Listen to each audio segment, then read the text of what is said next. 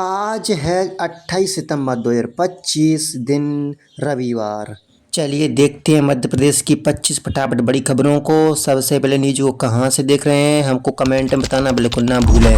साथ ही साथ हमारे यूट्यूब चैनल को सब्सक्राइब करें एंड बेल आइकन को ऑल प्रेस करना बिल्कुल ना भूलें।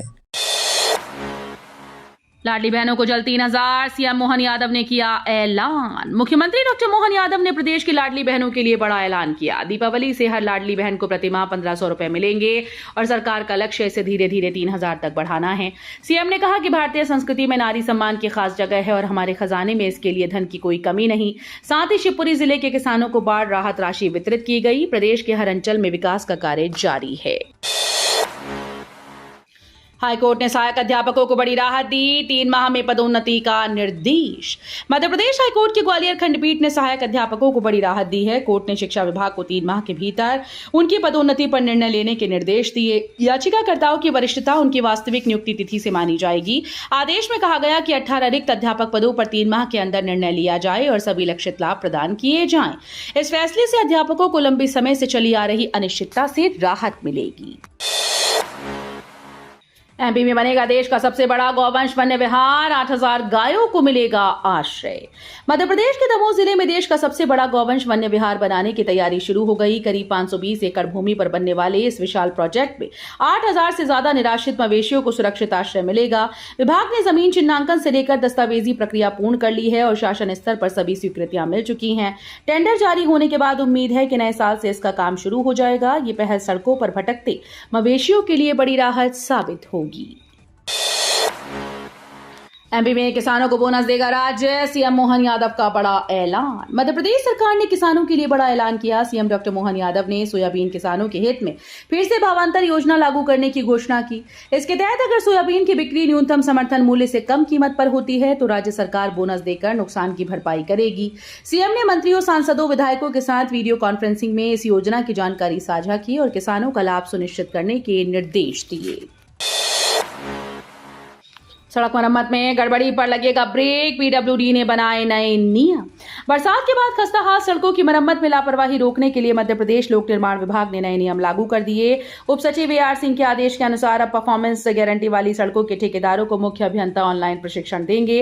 जिला स्तर पर कार्यपालन यंत्री की मौजूदगी में डेमोन्स्ट्रेशन भी होगा। इस नई गाइडलाइन से पारदर्शिता बढ़ेगी और ठेकेदार विभाग को चूना नहीं लगा पाएंगे। सरकार का दावा है कि अब सड़क मरम्मत की गुणवत्ता पर कोई समझौता नहीं होगा।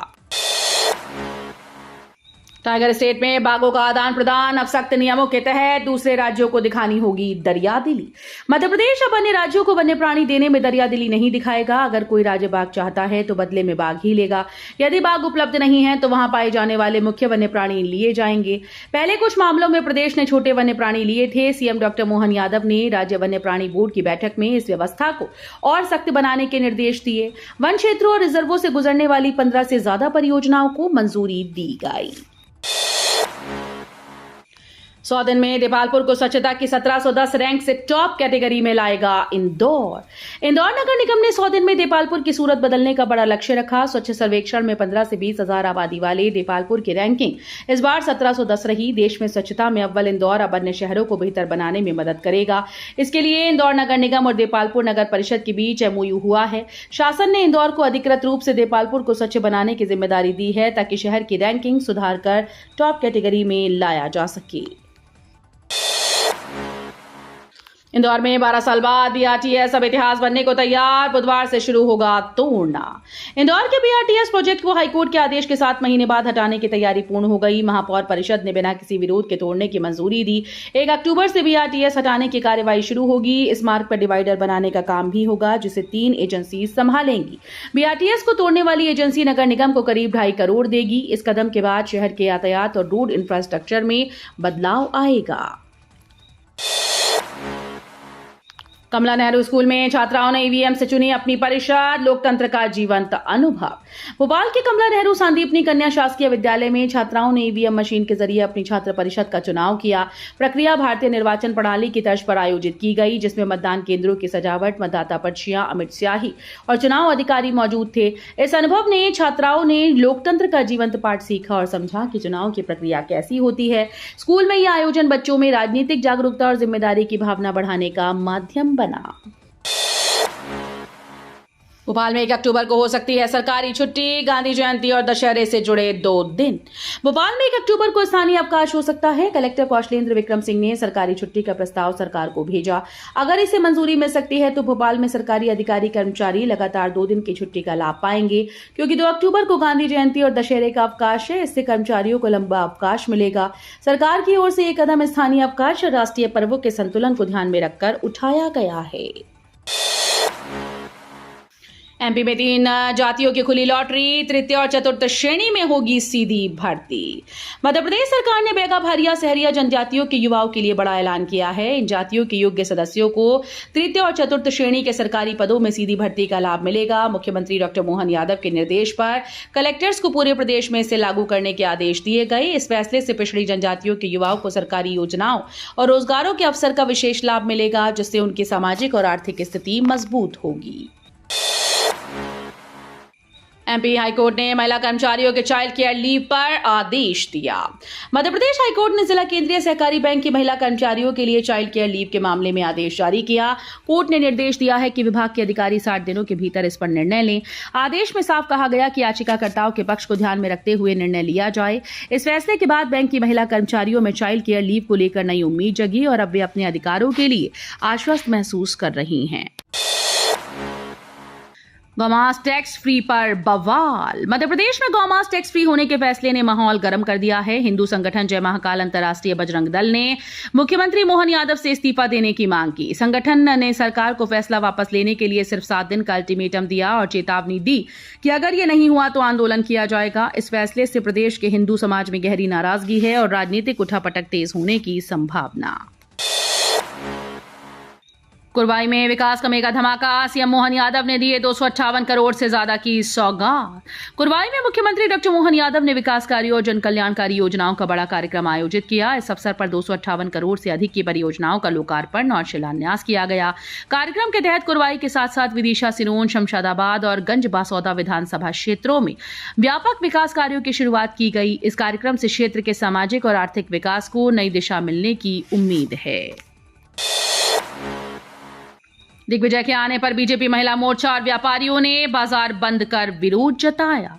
इंदौर के शीतला माता बाजार में शनिवार सुबह सियासी गर्माहट देखने को मिली, जब बीजेपी महिला मोर्चा और कुछ व्यापारियों ने कांग्रेस नेता दिग्विजय सिंह के विरोध में प्रदर्शन किया। महिला कार्यकर्ताओं ने कहा कि यदि दिग्विजय उन विचारधाराओं का समर्थन करते हैं जिनको वे लव जिहाद से जोड़ते हैं तो विरोध स्वरूप चूड़ियां भेंट की जाएंगी। इस दौरान पक्ष विपक्षों में तीखी नारेबाजी हुई। माहौल को नियंत्रित करने के लिए पुलिस ने दिग्विजय को बाजार की ओर जाने से रोक दिया। भोपाल में फ्री हेलमेट बंटवाने के बाद भगदड़, वीडियो वायरल। भोपाल में आयोजित सड़क सुरक्षा कार्यक्रम के दौरान फ्री हेलमेट बंटवाने के बाद भारी भगदड़ मच गई। कार्यक्रम में मुख्यमंत्री ने हेलमेट बांटे और 2 पहिया वाहनों को हरी झंडी दिखाई, लेकिन जैसे ही सीएम कार्यक्रम स्थल से चले गए, लोग हेलमेट लेने के लिए एक दूसरे से भिड़ने लगे। इसका वीडियो सोशल मीडिया पर तेजी से वायरल हो रहा है। प्रशासन ने इस घटना पर ध्यान देने की बात कही और सुरक्षा व्यवस्था को पुख्ता करने का आश्वासन दिया। सीबीआई ने सेवानिवृत्त क्षेत्रीय आयुक्त पर दर्ज किया आय से अधिक संपत्ति का मामला। कोल खदान के क्षेत्रीय भविष्य निधि कार्यालय जबलपुर में पदस्थ सेवानिवृत्त आयुक्त के खिलाफ सीबीआई ने आय से अधिक संपत्ति अर्जित करने का मामला दर्ज किया। पहले क्षेत्रीय आयुक्त और नौरोजाबाद जिला उमरिया कार्यालय के लिपिक को रिश्वत लेते गिरफ्तार किया था। जांच में आयुक्त के घर से जब्त दस्तावेजों के आधार पर पता चला कि उन्होंने 2 करोड़ 16 लाख रुपए से अधिक की संपत्ति अर्जित की है। सोनम रघुवंशी केस, पुतला दहन पर हाईकोर्ट ने लगाया रोक। इंदौर में दशहरे के अवसर पर आयोजित सूर्पणखा दहन कार्यक्रम में सोनम रघुवंशी समेत 11 महिलाओं के पुतले जलाने थे, लेकिन सोनम की मां की याचिका पर मध्य प्रदेश हाईकोर्ट ने इसे रोक दिया। याचिका में कहा गया कि ये बेटी की प्रतिष्ठा पर हमला है और समाज में गलत संदेश जाएगा। सोनम पर उसके पति राजा रघुवंशी की हत्या का आरोप है और मामला अभी जांच के अंतर्गत। कोर्ट के इस फैसले से पुतला दहन रद्द कर दिया गया। जीतू पटवारी ने मोहन यादव पर निशाना साधा, कहा एमपी अवैध शराब का गढ़ बन गया है। प्रदेश कांग्रेस अध्यक्ष जीतू पटवारी ने मध्य प्रदेश सरकार पर तीखा हमला बोला। उन्होंने कहा कि जब उन्होंने प्रदेश में बढ़ती शराब बिक्री की समस्या उजागर की तो मुख्यमंत्री मोहन यादव ने उनका बयान खारिज कर दिया। पटवारी ने आरोप लगाया कि मध्य प्रदेश से ट्रक भर भरकर अवैध शराब गुजरात, राजस्थान भेजी जा रही है। उन्होंने सरकार पर शराब माफिया को संरक्षण देने का गंभीर आरोप लगाया। एशिया कप फाइनल के लिए भोपाल हाई अलर्ट, 1500 जवान रखेंगे निगरानी। भारत पाकिस्तान के बीच एशिया कप 2025 का फाइनल मुकाबला दुबई में खेला जाएगा। सुरक्षा के मद्देनजर भोपाल में हाई अलर्ट घोषित किया गया है। शहर में 1500 से अधिक जवान तैनात किए गए। पुलिस लगातार गश्त कर रही है और सीसीटीवी कैमरों से निगरानी रखी जा रही है। सभी जोन के डीसीपी को संवेदनशील इलाकों की सूची सौंप दी गई। फेस्टिव सीजन और हाई वोल्टेज मैच के बीच सुरक्षा को प्राथमिकता दी जा रही है। एमपी में एक्टिव बाघ तस्कर ढरके लामा के खिलाफ इंटरपोल ने जारी किया red corner notice. Madhya Pradesh में वन और वन्यजीव संरक्षण को मजबूत करने के लिए सरकार ने कुख्यात बाघ तस्करों पर शिकंजा कसा। इंटरनेशनल लेवल पर सक्रिय तस्कर ढरके लामा के खिलाफ इंटरपोल के रेड कॉर्नर नोटिस जारी कर दिया। टाइगर स्टेट में बाघों की सुरक्षा के लिए ये कदम अहम माना जा रहा है। राज्य में फैले इन कुख्यात तस्करों पर कड़ी नजर रखी जा रही है और वन्यजीव तस्करी पर रोक लगाने के लिए विशेष कार्रवाई की जा रही है। गरबा पंडाल के लिए कटे पेड़, भाजपा नेता पर आरोप, नोटिस के बाद भी नहीं हुई कार्रवाई। रतलाम के दीनदयाल नगर में नवरात्रि से पहले गरबा पंडाल लगाने के लिए पेड़ों की कटाई का मामला तूल पकड़ता जा रहा है। आरोप यह है कि काम भाजपा नेता और वार्ड पार्षद संगीता सोनी के पति कृष्णा सोनी व आयोजन समिति के भरत कुमावत के कहने पर हुआ। नगर निगम ने नोटिस तो जारी कर दिया, लेकिन कार्रवाई अब तक नहीं हुई। स्थानीय लोग सवाल उठा रहे हैं कि पेड़ काटने जैसे गंभीर मामले में निगम का अमला चुप क्यों है और दोषियों पर सख्त कदम कब उठाए जाएंगे। फ्री में घूमिए एमपी, होटल रेस्टोरेंट्स पर भी मिलेगी छूट।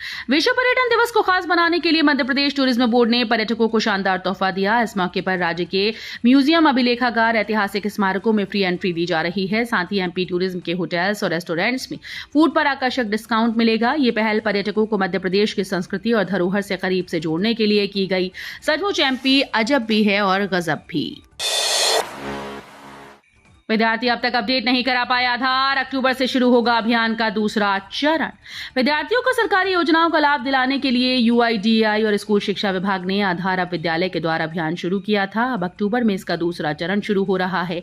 इस चरण में उन स्कूल्स को प्राथमिकता दी जाएगी जहां अधिकतम बायोमेट्रिक अपडेट लंबित हैं। बड़े स्कूल को भी शामिल किया गया है ताकि आसपास के अन्य विद्यालयों के लाभार्थी विद्यार्थी लाभ ले सके।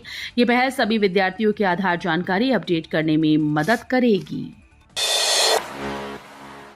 डीआरडीओ ने निकाली 195 पदों पर भर्ती। आवेदन की अंतिम तिथि 27 October. Defence research and development organisation ने ग्रेजुएट, डिप्लोमा, आईटीआई ट्रेड के 195 पदों पर भर्ती का नोटिफिकेशन जारी कर दिया। आवेदन की प्रक्रिया 27 सितंबर से शुरू हो चुकी है। उम्मीदवार 27 अक्टूबर 2025 तक ऑफिशियल वेबसाइट पर ऑनलाइन आवेदन कर सकते हैं। यहां पर उम्मीदवारों को पात्रता, चयन प्रक्रिया और आवेदन की पूरी जानकारी दी जाएगी। इस अवसर पर योग्य उम्मीदवारों के लिए सरकारी नौकरी पाने का सुनहरा मौका है। वीडियो अच्छी लगी तो वीडियो करिए लाइक एंड चैनल को सब्सक्राइब कर बेल आइकन को और प्रेस कर लीजिएगा।